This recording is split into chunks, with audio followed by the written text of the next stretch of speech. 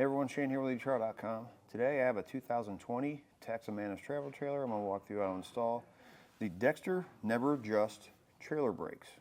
Now the difference between a manual adjust and a Nev-R-Adjust, if you've ever been pulling your trailer and it feels like the trailer's just not braking enough, it feels like the car is doing more of the stopping, you've exhausted everything that you know of, you've adjusted your brake controller to the high setting you can get on it, and it's just not doing it.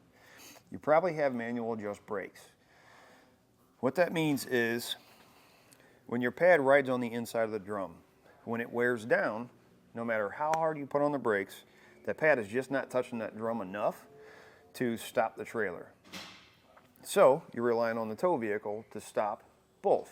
Well, if you don't adjust them, that means you're going to end up wearing out the brakes on your tow vehicle as well. And how you adjust them is you simply take a fork and you put it inside this hole in the back and you spin this wheel till they tighten up. Now you have to do that constantly. So as they wear down, you have to get back under there, adjust that little wheel until those pads are making enough contact with the inside of that drum. With the Nev-R-Adjust ones, they do it automatically. So you no more getting on the ground, no more getting under there trying to find that little wheel inside that little hole. These will do it by themselves. So they're going to adjust by themselves on the fly as they wear down. It's going to make sure it maintains that pressure on that drum, so you always have the correct braking pressure for the trailer. You're not relying on the tow vehicle to stop both of them. The Nev-R-Adjust brakes, the pads are going to be glued on, so they're not going to be riveted like some of the older styles, so you're not going to have to worry about when these pads wearing down, those rivets digging into your hub. These are going to be designed for 4,400 pound axles for a 14-inch up to a 15-inch wheel. They're going to come with new studs, so once you mount them on the mounting plate on the axle, it's going to come with new studs if you want to use them. It's also going to come with two caps to cover these holes, and that's going to help keep any dirt and debris from the road from getting inside your hubs or your drums and making contact with your brakes. The way you can tell a manual adjust from an auto adjust is this cable right here. This cable is what keeps tension on the brake pads to make sure they give you enough pressure each time when they wear down. Once they wear down, again, that cable is gonna constantly allow this cylinder here to click those brakes out. Automatically keeps pressure, the right amount of pressure for your brake pads on your drums. Now the difference, again, you can tell, one, it has this wire. If we look at our old one, the manual adjust, we don't have that wire, we don't have that cable running across. You'll notice the spring runs on the bottom here. In my opinion, if you have a trailer like this that you tow around quite a bit, the Nev-R-Adjust is absolutely the way to go. You don't have to get down there and mess with it at all. It's automatically going to adjust to maintain that proper pressure so that the trailer is stopping itself. And we're not relying on the tow vehicle. As far as the installation process, pretty simple and straightforward. I will recommend, because these are electric brakes for drums, when you take that drum off, one, check your bearings. Two, probably a good idea to repack them if you're going to be leaving them on there. Check your axle as well. Make sure there's not any uneven wear from a bad bearing. If there is, if maybe you might think the bearings are bad, go ahead and replace them. Save yourself the trouble later on. And then as far as mounting these, they're very simple. You have 4 studs in the back that mount to a plate on the axle itself. And then of course you're going to have 2 wires that you connect, and that's for your brake to function properly. With that being said, we'll go ahead and get our wheels removed and start getting our new brakes installed. To start our installation, we need to remove our cap. We're going to be reinstalling the cap, so we want to try not to damage it. We're going to take a small flathead screwdriver, get it right back behind this lip, and just tap it in there until it starts to separate from the hub, or from the drum.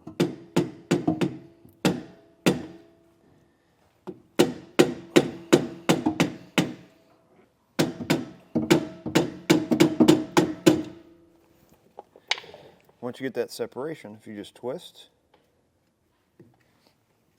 work your way around.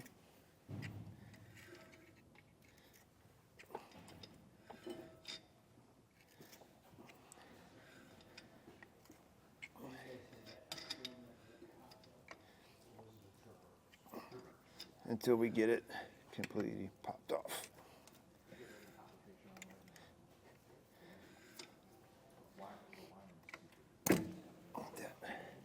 What I recommend, wear gloves, get you a mat, cardboard, something like that down here that you can set your parts on, as well as your drum, and also an empty box so you can put all your waste stuff in it. Keeps everything kind of cleaned up. And a box of paper towels. Now we're going to start wiping off this old grease until we get access to that retainer clip. I'm going to pop it off like this.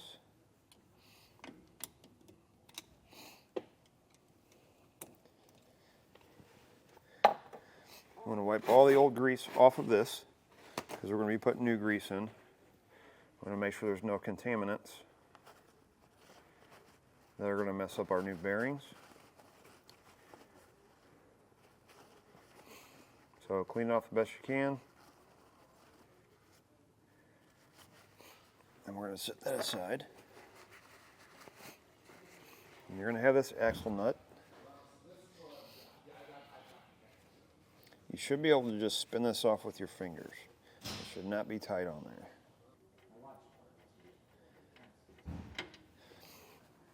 Clean the old grease off, like we did that retaining clip.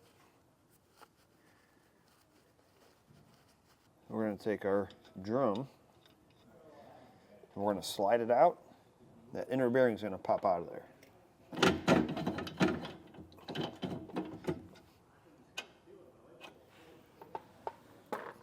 We're not going to be reinstalling that, so we'll just set that aside. We don't have to worry about cleaning it.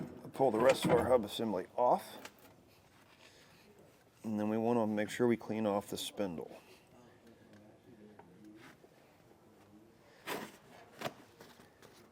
When you clean off the spindle, again, make sure you're getting all the old stuff off, or as much as you possibly can. And what you want to look for is rub marks from your bearings. You're going to see discoloration on the spindle. Just because there's rub marks or burn marks doesn't mean the spindle is bad. The bearing was going bad. If they go bad for too long, it'll end up damaging the spindle and you have to get new spindles. So what you can do is where that spot is, and we obviously don't have one on here, but you can rub on it and you can feel if the spindle is damaged. If it's just discolored, it should be fine.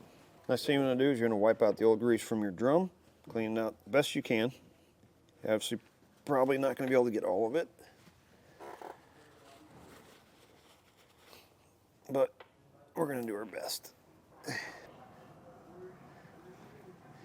So if you look at this grease, how soft it is, it's almost to where it's runny. Not quite there yet. That means the grease is going bad.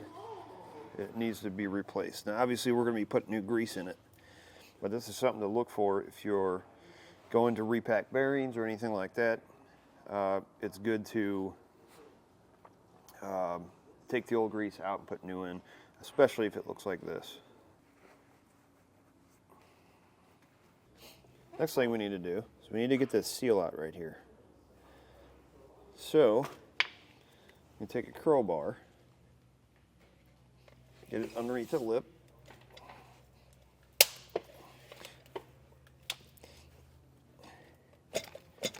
and we're going to just work our way around to get that popped off.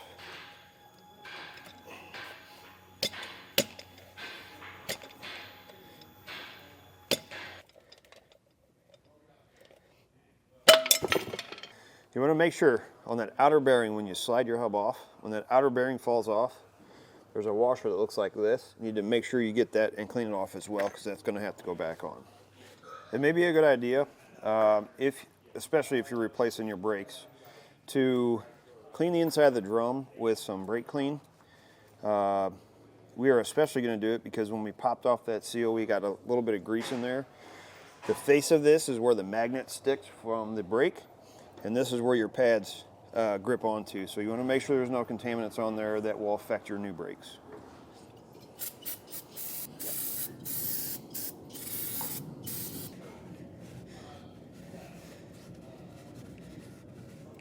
Next thing we need to do before we start installing our bearings, we're going to have grease all over us. We need to take off our older brake assembly and get our new one put on. So this is a 4-bolt flange. These are going to take a 5/8 wrench for the nut on the back side. Sometimes these can be on there pretty good. So you might need a soft blow hammer with your wrench just to loosen them up, and they should come right off. You want to make sure you hang on to the nut. The new Dexter brakes come with a stud for the back of that. However, with this being a torsion axle, this top one right here, this part kind of blocks it, so those may not fit. So don't discard the old nuts that were on there.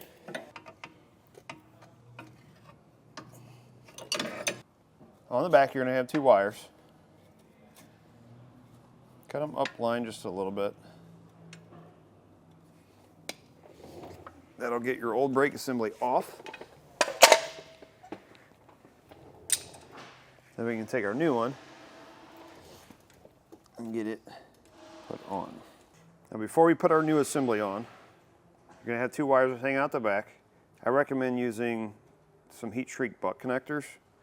They don't come with them, but it'll help seal that connection between the wires on the back of your new brakes and the wires from the trailer.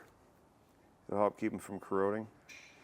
Less chance of a problem with the electric working the brakes.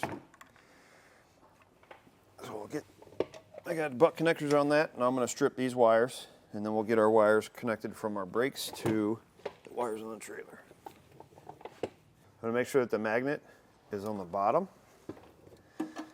Make sure your wires don't get pinched behind the brake assembly.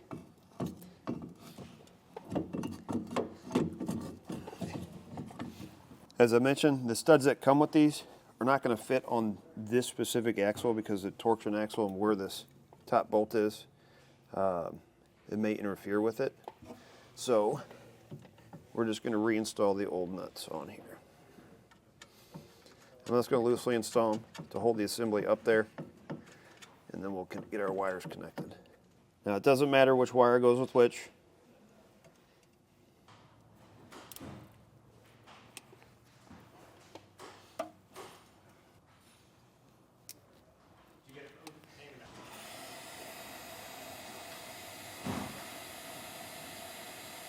Once you have your drums put back in place, you can go ahead and reinstall your wheels and you're ready to go. It's going to do it for a look at an installation of the Dexter Nev-R-Adjust trailer brakes on 2020 Mantis travel trailer.